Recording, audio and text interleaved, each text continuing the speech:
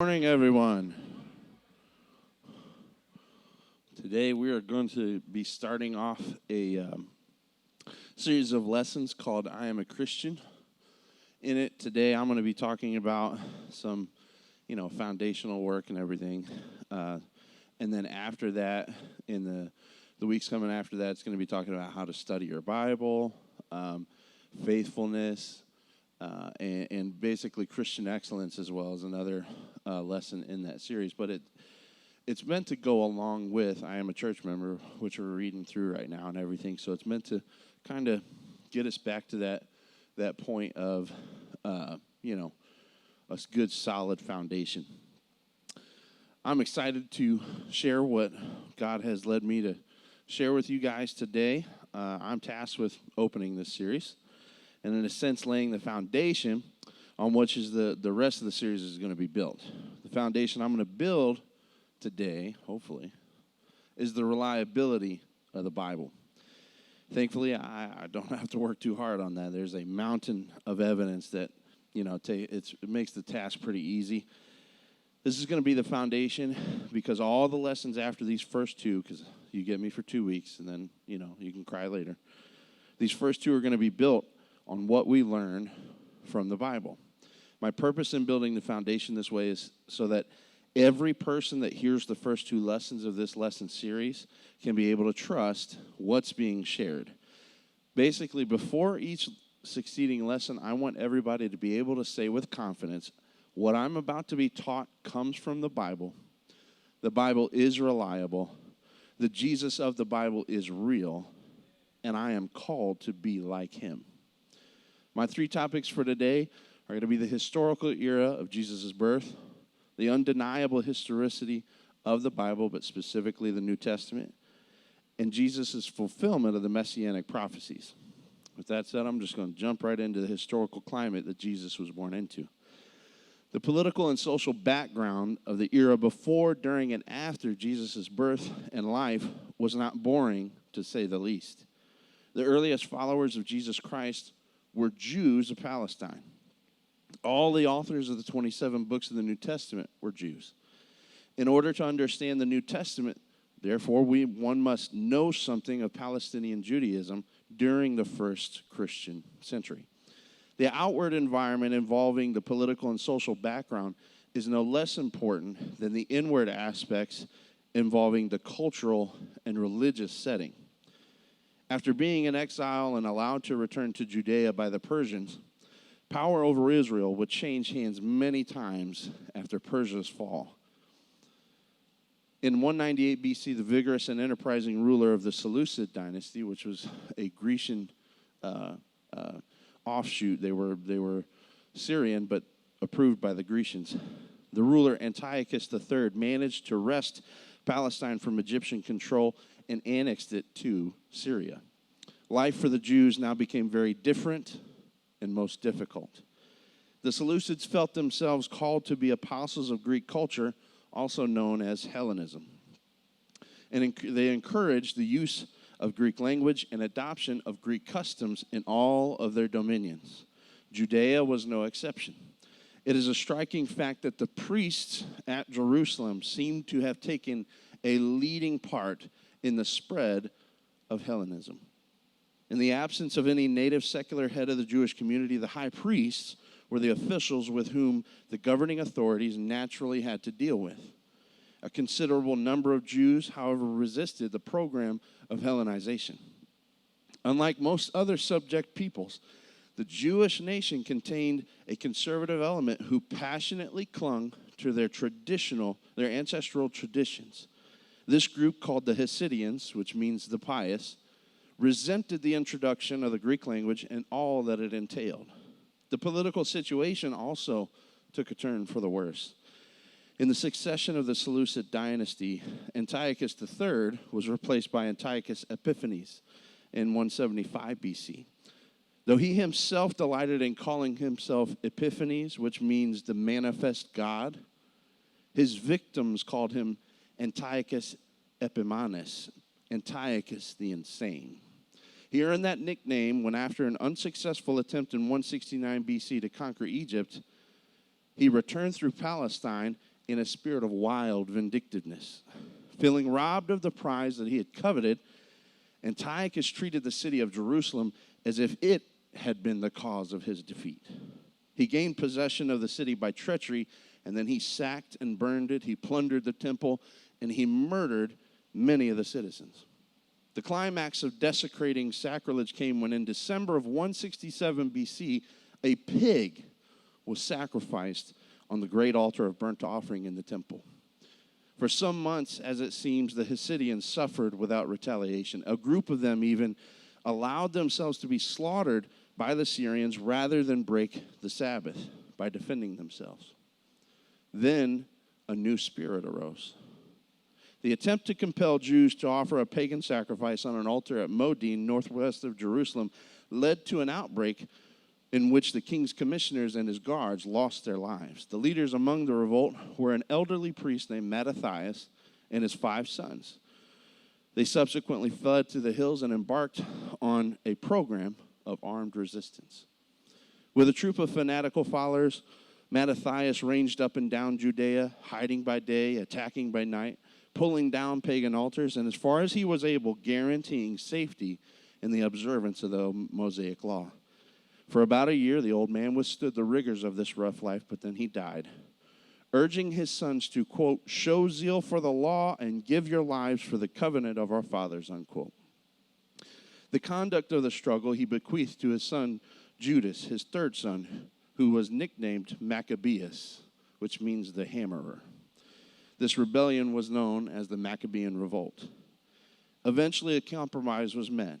The temple in Jerusalem was to be purified and restored to its original purpose, and the Jews were to be accorded religious freedom. The rededication of the temple was accomplished in December of 164, exactly 3 years after it had been defiled by the sacrifice of swine's flesh. A feast to celebrate this restoration was instituted and was kept annually thereafter. This was the winter feast of dedication, which is alluded to in John 10:22 in our scripture. Today, it is celebrated as the Jewish holiday, Hanukkah.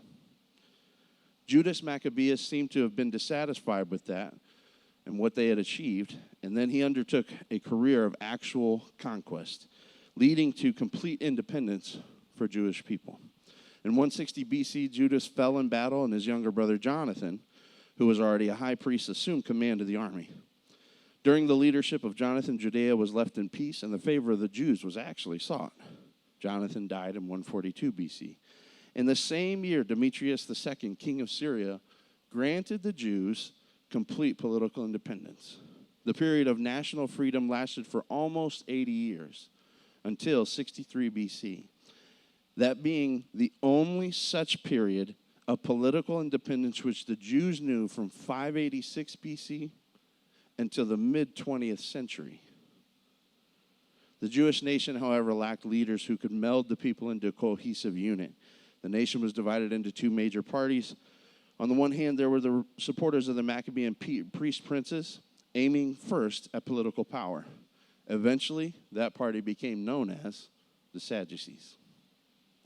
Against them were the descendants of those who had supported Judas Maccabeus down to the rededication of the temple in 164, but then they withdrew their aid on the ground that religious freedom was all that they needed. That group of Hasidians became known as the Pharisees. After Simon, successor to Judas, and 2 of his sons were treacherously slain, in 134 BC, the only son who escaped, named John, assumed power and became known as John Hyrcanus. He began to rule, and after a long, prosperous reign of 30 years, John died a natural death and was succeeded by his son Aristobulus, who was cruel and unprincipled. He killed his own mother and a brother. He changed the theocracy into a kingdom, called himself a king, but retained this, at the same time the high priesthood. He only had a year reign. During the following years, the country was torn by dissensions between the Sadducees and the Pharisees. Finally, civil war broke out. Weakened by that internal strife, Rome pounced. The Jewish kingship was abolished, and Judea became formally subject to Rome. It was required to pay tribute, but was left for a time until about 40 BC under native rulers. Thus, almost exactly 100 years after the triumphs of Judas Maccabeus, Judea once more and in finality fell into the control of a foreign power. The new era began with these rulers that Rome allowed. And in that came Herod the Great, who began a notable dynasty, the house of Herods. Herod the Great was a descendant of the Idumeans who had been conquered by John Hyrcanus and forced into Judaism. Herod's private life was unsavory and characterized by cruelty. Over the years, he killed 2 of his 10 wives, at least 3 of his sons, a brother-in-law, and a wife's grandfather. He was not a nice dude. When he himself was about to die, knowing that people would rejoice at his demise, he commanded that the leading Jews be locked up and killed on the news that he was dead. He craftily planned that though there would be no mourning for his death, there would be mourning at his death. Fortunately, however, the guards that were guarding them had some sort of conscience, and when the news came that he had died, they allowed those people to be freed. Herod died. He had sons, Archelaus, Philip, and Herod Antipas. We're going to focus on Herod Antipas today because that's where Jesus was born. Where Herod Antipas ruled, they shared 3 parts of the kingdom. Where he ruled is where Jesus was born and Jesus lived and everything. That's the name that we mostly see in the New Testament as just Herod. He's the one that is recorded in Matthew 2:22 when Joseph heard Archelaus, who was his brother, is the reason why Joseph didn't immediately come back from Egypt. It's because Archelaus was ruthless and vicious, and he killed about 3,000 people in one day in the city of Jerusalem. Consumed by passion, when Herod Antipas visited his brother and saw his wife named Herodias, he divorced his then wife and then took Herodias as his wife. Resenting the injury inflicted upon his daughter, the mother of the woman that he was already married to, the guy defeated him in war in 36 BC. Herodias was the prime mover in the murder of John the Baptist because John had been fearless in rebuking Herod for his unlawful marriage to Herodias. And Herodias held a grudge against him and contrived to kill him that was manifested through her daughter Salome, whose dancing pleased Herod to the point that he was willing enough to make her wish of John the Baptist to be beheaded a reality. On other occasions, the Pharisees, manifesting an unexpected interest in Jesus' safety, they totally flipped the script on it, brought him the word that Herod was planning his death. Jesus' comment on the later occasion, "Go and tell that fox," shows that he saw through the cunning design of Herod to be rid of him.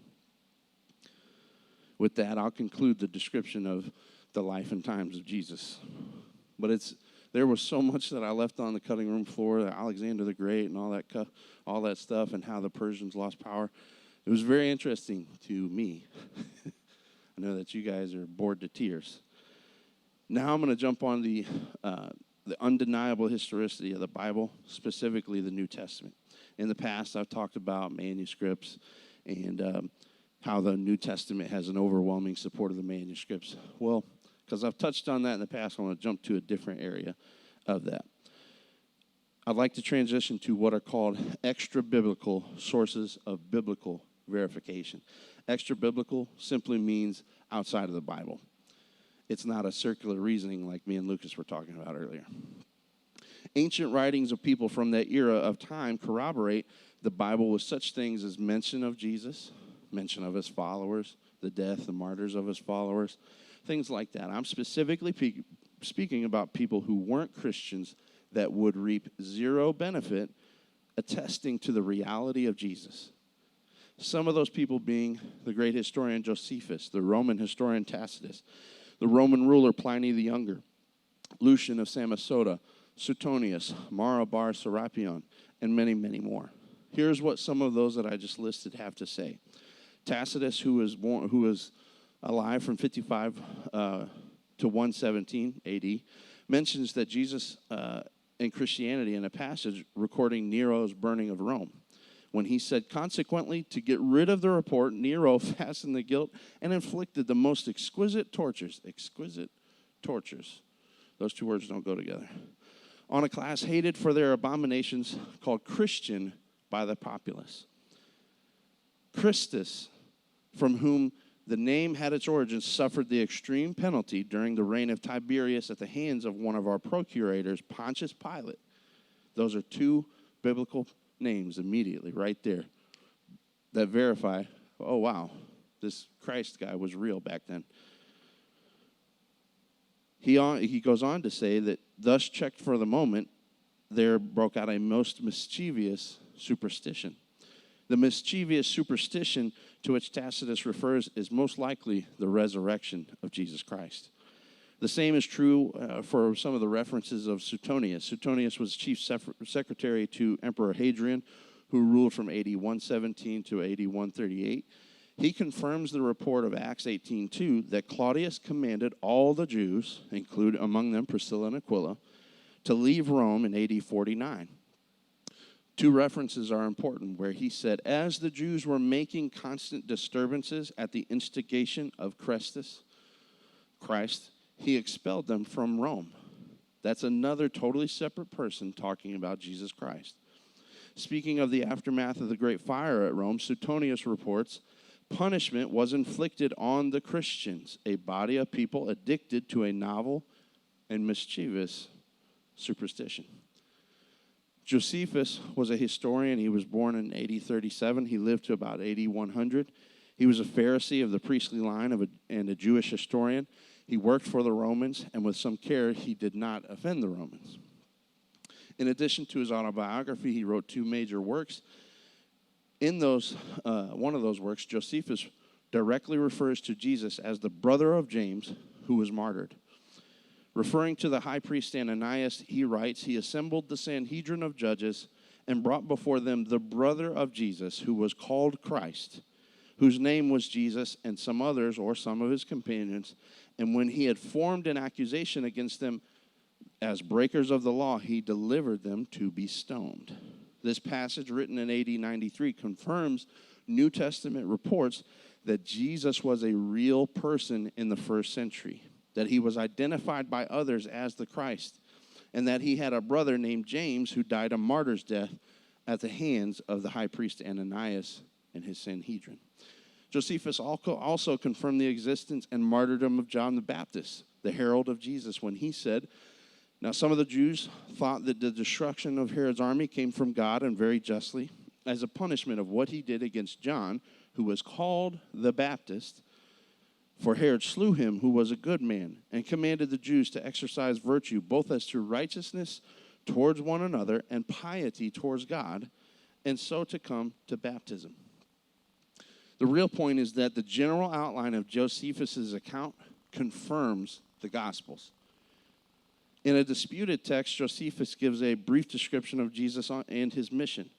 Now, there was about this time Jesus, a wise man, if it be lawful to call him a man. Many people believe that he's saying that tongue-in-cheek because he is a Jew.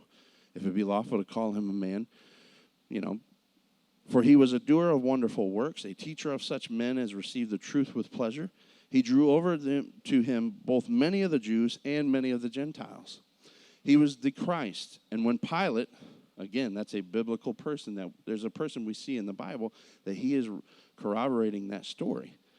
At the suggestion of the principal men among us, had condemned to the cross those that loved him at the first did not forsake him. For he appeared to them alive again the third day, as the divine prophets had foretold these and 10,000 other wonderful things concerning him. And the tribe of Christians, so named from him, are not extinct to this day. Ancient government officials often held positions, and because of that, just like modern day, they're privy to some information that we don't have right handy to us. Pliny the Younger, he was a governor of Bithynia in Asia Minor from 109 to 111, wrote the Emperor Trajan explaining the early Christian worship practices and how he handled the Christians.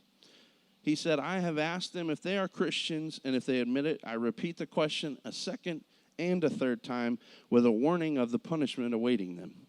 If they persist, I order them to be led away for execution. For whatever the nature of their omission, I am convinced that their stubbornness and their unshakable obstinacy ought not to go unpunished. They also declared that the sum total of their guilt or error amounted to no more than this, that they were in the habit of meeting on a certain fixed day before it was light, when they sang in alternate verses a hymn to Christ as to a God, and bound themselves by a solemn oath to not do any wicked deeds, but never to commit any fraud, theft, or adultery, never to falsify their word, nor deny a trust when they should be called upon to deliver it up. After which it was their custom to separate and then reassemble and partake of food, but food of an ordinary and innocent kind, because a lot of times in religious practices during that day, the food was tainted. It was used to worship, other gods and things like that. But this was innocent food. They're just eating, not, tainted food. This reference provides solid evidence that Jesus Christ was worshiped as God from an early date by Christians who continued to follow the practice of breaking bread together, as reported in Acts chapter 2, verses 42 and 46. Lucian of Samosata was a 2nd century Greek writer whose works contain sarcastic critiques of Christianity. The Christians, worship a man to this day, the distinguished personage who introduced their novel rites and was crucified on their account. You see, these misguided creatures, he's a snob. They start with the general conviction that they are immortal for all time, which explains the contempt of death and voluntary self-devotion, which are so common among them. And then it was impressed on them by their original lawgiver that they're all brothers from the moment they're converted, and deny the gods of Greece and worship the crucified sage and live after his laws. All this they take quite on faith, with the result that they despise all worldly goods alike, regarding them merely as common property. Dr. Gary Habermas, a leading researcher and writer on the historical events surrounding Jesus, lists several verified facts that can be ascertained from that text. Those facts are: Jesus was worshipped by Christians. Jesus introduced new teachings in Palestine. He was crucified because of those teachings, such as all believers are brothers and sisters. From the moment that conversion takes place and after the false gods are denied, also these teachings included worshiping Jesus and living according to his laws. Habermas adds, concerning Christians, we are told that they are followers of Jesus who believe themselves to be immortal. Dr. Geisler concludes regarding Lucian, despite being one of the church's most vocal critics, Lucian gives one of the most informative accounts of Jesus and early Christianity outside of the New Testament. So even the critics verify. Apologist Josh McDowell states, after trying to shatter the historicity and validity of Scripture, I came to the conclusion that it is historically trustworthy. If one discards the Bible as being unreliable, then one must discard almost all literature of antiquity. One problem I constantly face is the desire of the part of many to apply one standard or test to secular literature and another to the Bible. One must simply apply the same test, whether the literature under investigation is secular or religious. Having done this, I believe we can hold the Scriptures in our hands and say, the Bible is trustworthy and historically reliable. Moving to my last topic for the day is Jesus' fulfillment of the messianic prophecies. Prophets weren't fortune tellers who were simply able to see the future. They didn't coax crystal balls into revealing a glimpse of events not yet come to pass. Sometimes this was a blessing, and sometimes this was a warning from them that they would give. The importance of prophecies are hard to overestimate. We find confirmation of a personal, involved, benevolent, all-powerful God who has chosen to reveal himself in a particular way in messianic prophecies. We find the person that these predictions were written about, the person whom God has set to bring about salvation, the person whom God has chosen to reveal himself in the most clear and unambiguous way. Surely the odds are more than that one person who has ever lived could fulfill 3 or 4 prophecies, or even double that or triple that. Many prophecies, many, many prophecies. Fortunately, the Old Testament prevents such an argument. By some counts, there are 300 to 400 messianic prophecies in the Old Testament. Other scholars believe that this number might be a little bit high. They certainly see that number as being those numbers filled up with more allusions to the Messiah instead of outright prophecies to the Messiah. With that said, they do count the major prophecies a little less than 100. The Holman Illustrated Bible Dictionary lists 121 fulfilled messianic prophecies, but there are other sources that only give it about a number of 61 or so. Josh McDowell has an excellent study of the major prophecies and numbers them at roughly 61.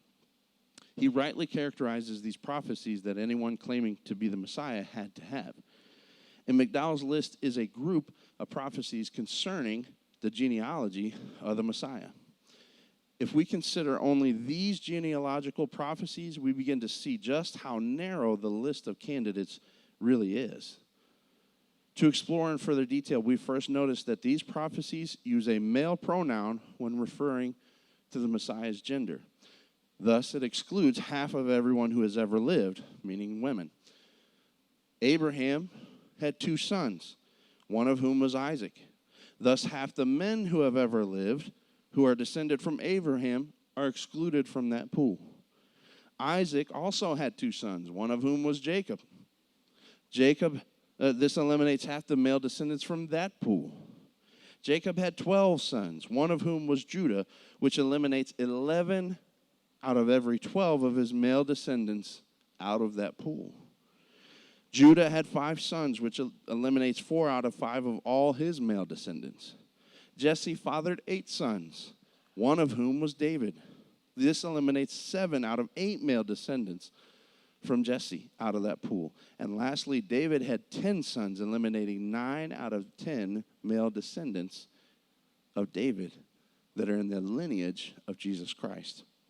It is obvious that the Messiah was someone extremely specific, and that the pool of candidates is incredibly small. Not just anyone could make that claim and be taken seriously, but the prophecies further provide credentials that must be met by the Messiah.